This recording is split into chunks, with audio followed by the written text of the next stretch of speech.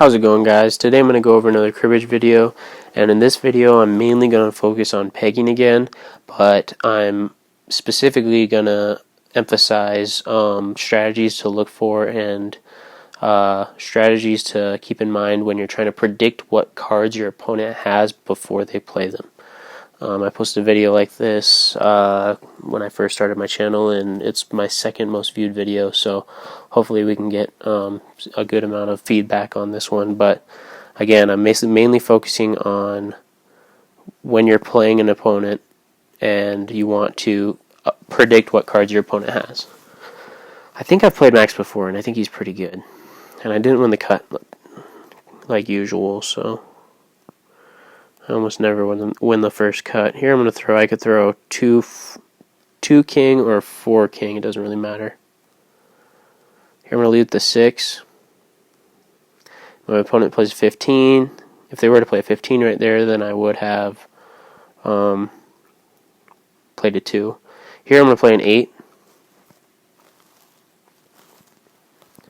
My opponent played a jack, so I'm going to assume they have some kind of face cards, or like right now when I play this, my opponent's probably going to have a 3. Yep, and there's that 3, like I said. But your opponent has a whole bunch of face cards. You're going to assume they have things that add up to 5 or more face cards. Because when you're predicting your opponent's hand, you're basically just assuming that they're going to keep the best combination of cards to score, basically. Here I'm going to throw 2-8 to keep my chances of a run of 3 with my 4-5 alive. My opponent plays a face card, I'll probably get 15.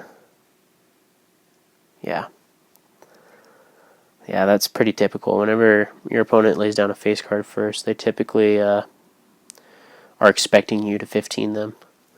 Here I'm going to play my 4 just in case my opponent has another face card. Ooh, that's a gift.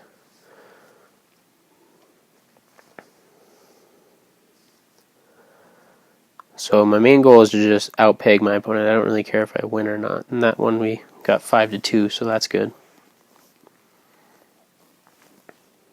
If it was my crib, I'd throw 6-9. But since it's not, I'll probably throw King 3 or King 10 maybe. And just hope my opponent didn't put a 5 in their crib. Here I'm going to lead with the 6.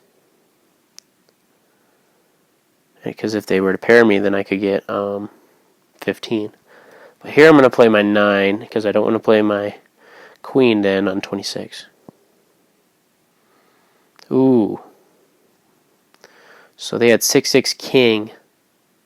They probably have maybe 9s or something. I have no idea. So I think I'm going to play a 3 here. Just in case if they do have a 5. Ah, just like that. There's that 5 we were looking for. So either way, if I would have played my 9 there, or if I would have played my queen, they would have gotten 31. But I could have played my 3 there instead. It might have been a better play. Here, could throw 6-9. I don't really like breaking up my hand like that, but gives me some points in the crib at least. Yeah, I think that's what I'll do. We'll have to see the hand overview at the end. 4. You're going to assume that your opponent has 5s, 2s, and 3s, maybe aces. So I'm going to play a 2 here and hope my opponent plays a 3 for a run of 3. They didn't. So here I'm going to play an 8. 4-4-10. Yeah, see, there's that ace, like I said. A lot of times whenever your opponent has 4s, they have aces, 3s, and 5s. Another common combination would be 2-4-9. Oh, see, I threw right there. The hand score said 100%, so that's good.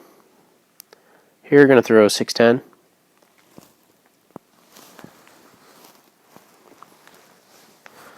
And here I could start out with an ace and just hope my opponent plays a face card. Ooh, yep, going to get the 15 here. Ooh, my opponent probably going to get 3-1. Oh, maybe not. And notice how my opponent is playing this very well. Notice how they're avoiding any pair.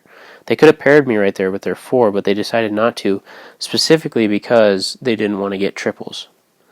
So that's usually what you want to think about whenever you're pegging, or what you kind of want to keep in mind. Here I'm going to throw Jack, King.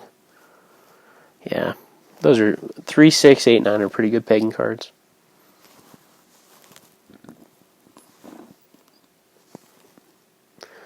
Here I'm going to play a 9. Ooh. I'm going to play an 8 here and just hope my opponent doesn't have a 3. They probably have a 4. I'm going to assume that they probably have a 4 here. Maybe a 3. I'm going to play a 6 here because they just had 2, they had ace, 2, and a 9, so they probably have 3. Ooh, darn it. I thought for sure they were going to have a 3 there. That would have been nice. Ooh, a 17 crib. That helps. Here, I'm going to throw 8 queen.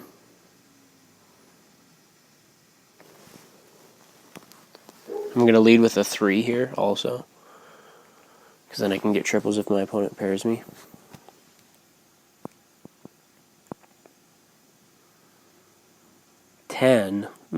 Probably going to play my king. They're not going to get 31. 7, 8, they probably have, other 7s and maybe 9s. It appears that my opponent was hogging all the good cards on that hand. 5, 7, 7, 8. And they threw ace 4 into their crib.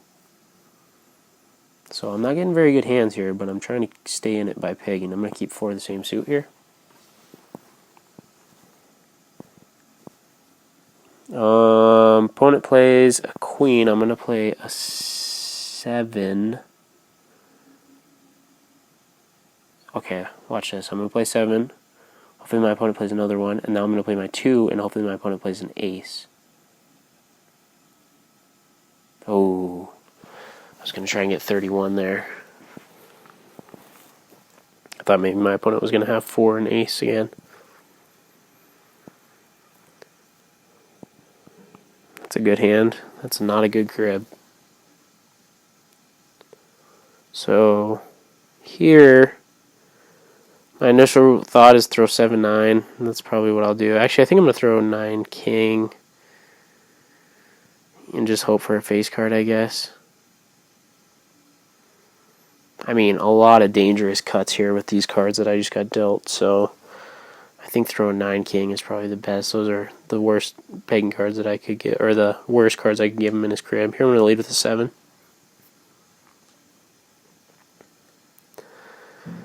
Here I'm going to play my ace just to try and avoid any runs of 3. I have to play a 5.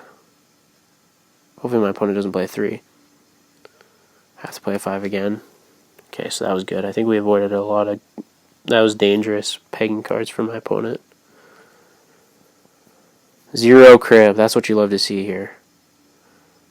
But this isn't looking good. My opponent is definitely in the driver's seat. Here I'm going to throw my 9s.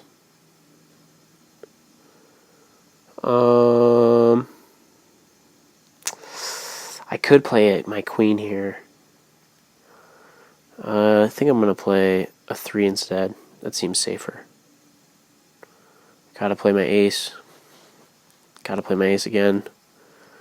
So I think we played that really well right there. We avoided any runs of 3, and at the same time we still kept... oh man, my opponent had a huge hand. That's unfortunate, but we... the pegging there was really nice because my opponent had scary pegging cards for me to go against.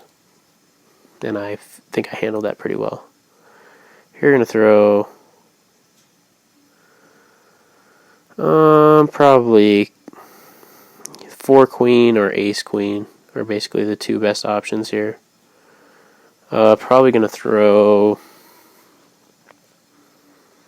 4 queen. Here I'm going to lead with a 3, and hopefully my opponent pairs me. I get a 15 either way.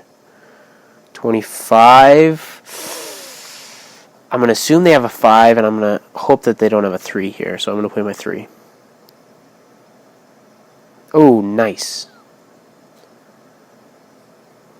So, yeah, that's unfortunate. We had a pretty good hand there, but didn't go our way in the end. Let's see how the pegging was.